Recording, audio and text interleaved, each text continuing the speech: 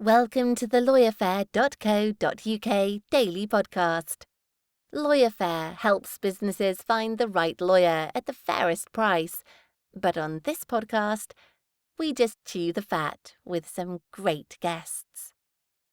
Kevin Keegan in the side. Yeah, exactly.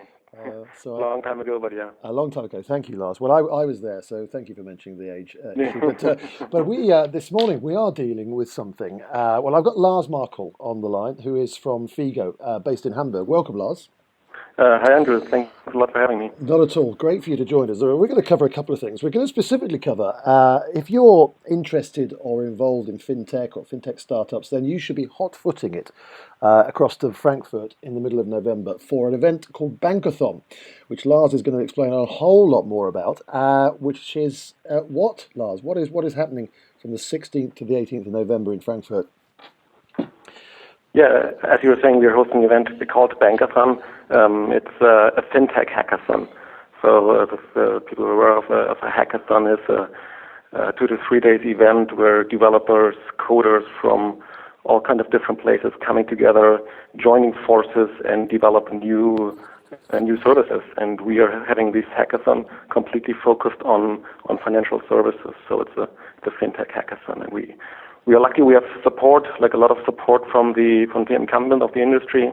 Deutsche Bank, Visa, SAP are already on board as sponsors. We are looking for more to bring all the players from the financial service industry together and develop some new great services. Now, for those that are not familiar with hackathons and these kind of events, just talk us through, Lars, actually what happens, because it is an extremely intense 24, 48-hour period of time. Yes, it's definitely intense. I mean, we had our first Bankathon already in April in Frankfurt as well. And the usual setting is that the developers, designers, and product people arrive. They go into teams. They start brainstorming, thinking about what ideas what they had maybe in the past or like experience.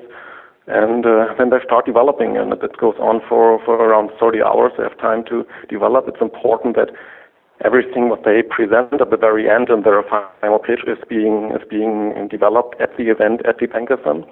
Yeah, after this intense 30 hours, even some of them stay during the night and code all night long. And then when the final minutes finished of developing, then everyone is getting ready and is presenting their services, their apps, their products to our jury, and then the jury will the main prize, yeah. Well, listen, I mean, I'm just looking through the schedule. I mean, it really is fantastic, but astonishingly intense. I mean, Tuesday the 17th of November is really when the hard work takes place. Exactly. And literally coding through the night. There's a 4 o'clock scheduled Red Bull time, which I think indicates what's going on through the night. But I mean, these are. I mean, who's turning up at these events, Lars? Are they individual entrepreneurs? Are they fully formed companies? Who are the kind of people attending, and where are they coming from? I mean, that's the interesting interesting thing about the Bankathon. I mean, usually a hackathon is very often just about like winning the final prize, like a big amount of money or something like that. So of course it attracts a wide range of people. Many of them are very experienced in hackathons and do that kind of like earning money on the side for them. However, our Bankathon, as I said, has a very, very strong focus on fintech, and we are aiming for, as I said, like bringing all the different stakeholders from the industry together. So our sponsors will have a very, very active part in that as well. They will work with the teams. They will discuss the ideas and help the teams. I mean, the teams also help the banks in one way or the other. So our goal is to attract actually experienced fintech entrepreneurs and startups. So as I said, we had our first Bankathon already in April in Frankfurt, and we had around 90 participants.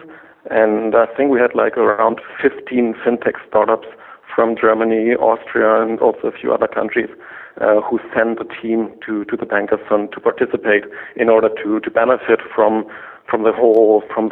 mindset, and also benefit from meeting those incumbents as banks, insurance companies, and credit card companies.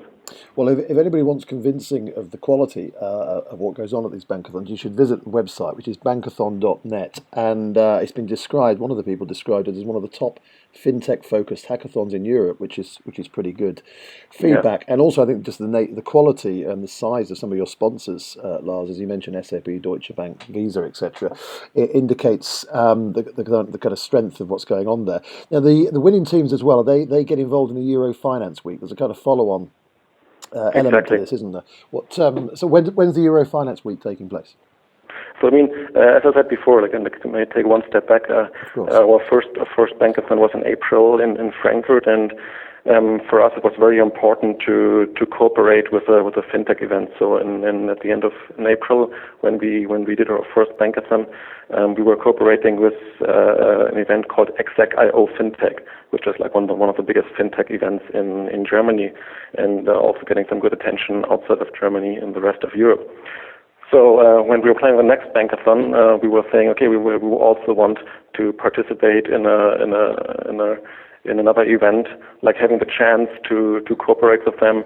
So to benefit, both parties can benefit from each other. And for the Euro Finance Week, it's a very, very good setting, since the Euro Finance Week is a rather traditional event with the incumbents and big players, and we as a hackathon are, of course, more like focused on innovation and agile players. So combining these two forces and getting both sides to take a look at the other side, I think it's very, very, very helpful for the industry. Well, I think it's very, very exciting to get a bit of noisy disruption into the Euro Finance Week, which I suspect is rather staid. Rather traditional, so that sounds like quite an interesting clash. And I mean, Figo are organising this. I mean, I was looking at the whole fintech market clearly is huge and getting bigger. I was actually looking at the winners of the April event, Lars, an outfit called Candice, and their raison d'etre is to help entrepreneurs avoid the pain of complicated accounting. I have to say, that appeals to me immediately. So I can imagine. The fintech market and some of the disruption and ideas that are coming out are really exciting for those of us that do grapple with financial services or have traditionally. And Figo are very much in the game. Clearly, you're one of the co-organisers of Bankathon. Is that right? Exactly. I mean, the first Bankathon was organised by Figo, by ourselves, and another startup called Genie from Munich. And now for the second Bankathon in November in Frankfurt, we are actually getting support from Exec.io, which was the event which we used in April to co-host our first Bankathon. So they are now joining forces with us and helping us to make it an even bigger and better event than it was in April. So just give us a quick heads up on Figo, Lars. What is it that you do? Yeah, sure. We are Figo. We describe ourselves as a banking service provider. So what we're basically, our main offering is a banking API. Mm-hmm. So it's an API which allows developers, product people, even banks to access to financial data. So meaning you're a developer and you want to develop the new kick-ass financial product. You want to implement banks or other financial sources such as credit cards or investment portfolios into your service. It's very, very, very time-consuming to connect to all these different financial sources.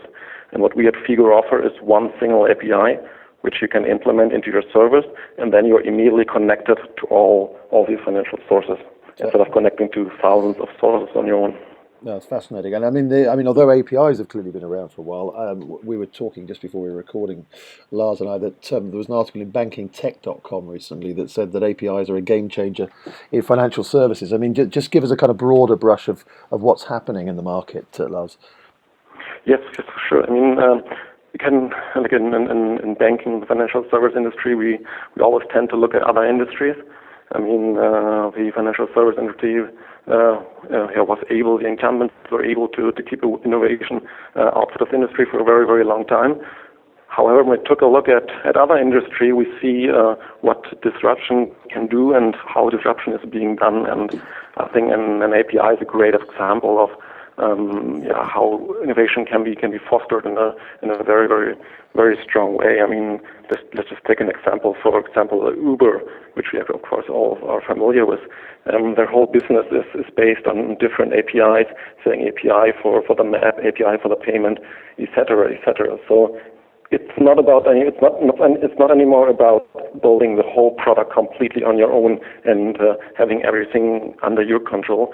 It's more about putting the pieces together and do something or offer something what your customers really would like to use. And that's what's happening right now in the financial service industry. And I mean, we all are aware that the financial service industry is wasn't very innovative in the past. And it was quite hard to get into this industry when there were very, very high entry barriers, such as regulation, capital, etc. And actually a banking API or APIs in general are actually helping to reduce this barrier and makes it easier for new players. I don't want to always say startups, but innovative players, companies who want to do something differently. So they can make use of an API and just quick start and don't have to invest too much time into product developing and testing. Oh, that's fascinating. Lars, brilliant. Thank you so much for joining us. If you are, as I started this podcast with, if you are interested or involved in fintech or startups, then I suggest you should be getting across to this Bankathon or at least following its progress, because it sounds like a fascinating event and out of which is coming some genuinely amazing products. Yeah, what was very, very, very funny for us was the last time when we invested a lot of hard work into the event, and it was like 36 hours around there, and then the final pictures were very eye-opening for us and all the attendees. We had attendees from banks, consulting companies, and insurance companies, and all these different incumbent players that didn't really participate in the Bankathon, just came over for the final pictures, and then seeing what is actually possible in 30 hours to develop if you just allow other people to do something and not just give them strict guidelines and regulations. It's actually pretty impressive. So always a good experience. So if you get the chance, contact us, drop by. No, that's brilliant, Lars. Well, we will include the details at the bottom of the podcast that we send out. Just one final thing. I know that you've got some fantastic sponsors on board, but you are still looking for sponsors, aren't you? Yes, of course. I mean, as I said, we are preferably looking for active sponsors. So that's one part to sponsor the event, but it's also very important to us that these sponsors engage with the event and not just give their brand name. So we are preferably looking for sponsors who send a team, help us mentoring the teams, give their insights and input invested somehow in the event. Well, listen, Lars, thank you again for joining us. It's a fascinating event. I hope it goes really well. Thank you very much. We will give as big a push as we can. But from a rather cloudy and cold Hamburg, we're also rather cloudy cold here in West London as well. So don't feel you've got it all to yourself. But Lars, thanks again. Thanks a lot, Henry. Not at all. That was another LawyerFair Daily Podcast, and we'll be back again tomorrow. Thanks for listening. Thanks for listening to the LawyerFair.co.uk Daily Podcast. If you'd like to listen to more, why not subscribe and download each episode via iTunes, or visit us on the LawyerFair.co.uk website.